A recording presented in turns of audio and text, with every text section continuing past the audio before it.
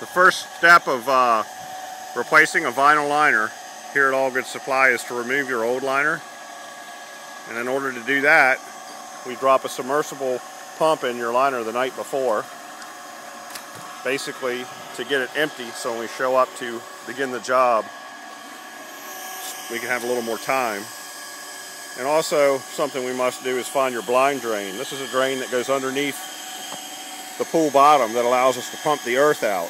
Right now we're in a pretty high water table area, and without finding the blind drain, this could be a cave-in or something worse could happen. So basically this liner had a big hole in the bottom. It's aged, apparently 10 years old. And we're gonna, as soon as we get this liner out, we will be prepping the base and walls to prepare for a new liner install. The light's been removed. We took the diving board off to get to the light. As soon as we get this liner out, we'll be ready to do some repairs and rehang. Alright, what we're doing now is, go ahead, we're using a wet vac, a commercial grade suction wet vac, with a gum rubber squeegee to make certain that this floor is absolutely clean. We use a two-part epoxy, and I was explaining to you earlier that the light has a possible conduit leak. This is called pool putty. You can use it in water, underwater. It cures underwater, and this is what we're going to use down to seal that light, that broken light conduit, and also a rubber plug that's a quick fix for a broken conduit, so you don't have to get rid of your pool light or cut your deck out and dig out and run new conduit. Very common water loss area is the light conduit. We put all new returns, all new bottom drain covers, all new rings, all new gaskets. It's just another preventative measure to make certain that you don't have any water loss. You never want to cut corners in a pool liner installation. We've got competitors, one guy doesn't install. We keep 3 men on the job. It's got to be pristine clean to do the job properly. There can't be anything, I'm very picky, that's why I'm here. There can't be anything in the pool. Sometimes you can't even avoid getting some items in the pool. I mean, they just come on their own. It's crazy. But that's a good luck sign there. That's a monarch butterfly. We're thinking about permanently implementing him into this good luck pool.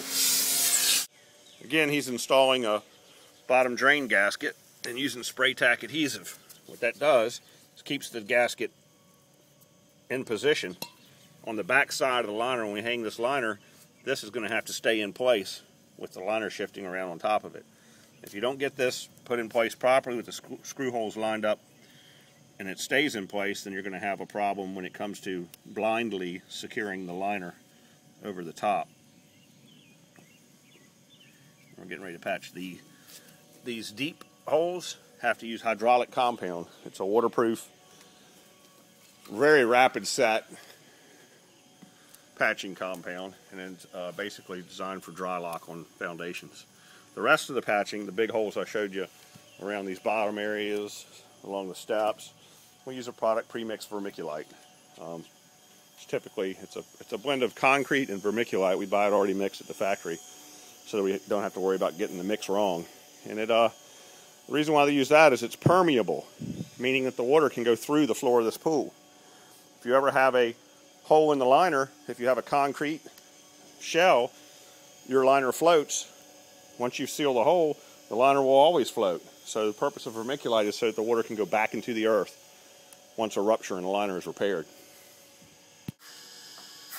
He is now patching with vermiculite, and I've used a hydraulic compound around the bottom drain.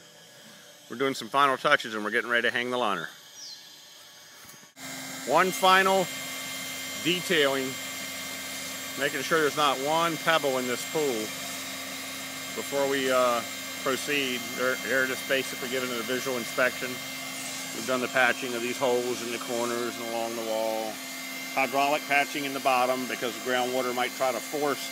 If you don't use hydraulic patch, the groundwater can try to come in after you float the liner after you hang the liner. It can float it from the backside, and it'll create a slurry of undried vermiculite. So we're getting ready to hang it. There's the liner on the end of the deck, and what we do first is get it in the pool in the proper direction, spread it out, and you want to start in the corners. Identify your corners first.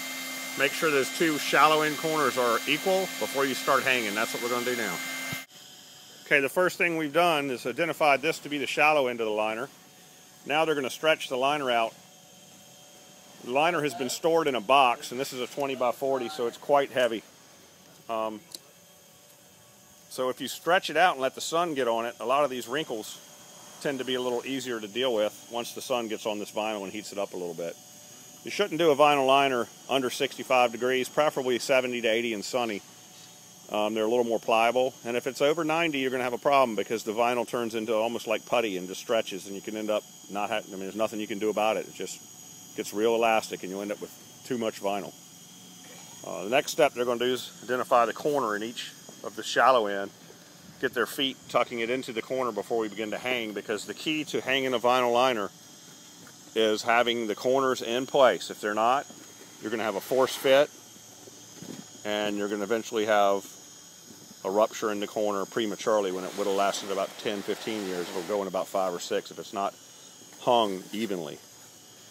So what they're doing now is from the back side identifying the corners with their foot. Can you come this way? And when they find the corner, we'll start hanging.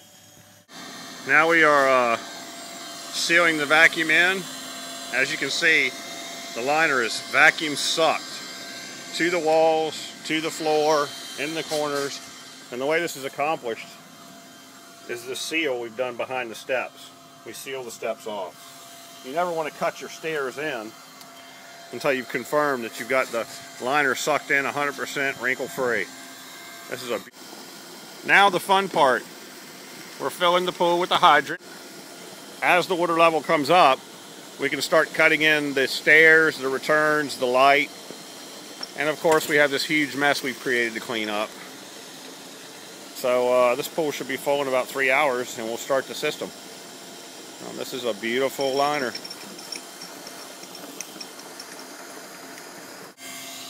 She is a classic quality job by all Good Supply Corp. Again, 757-826-4890. If you want 30 years of experience behind a job, call us.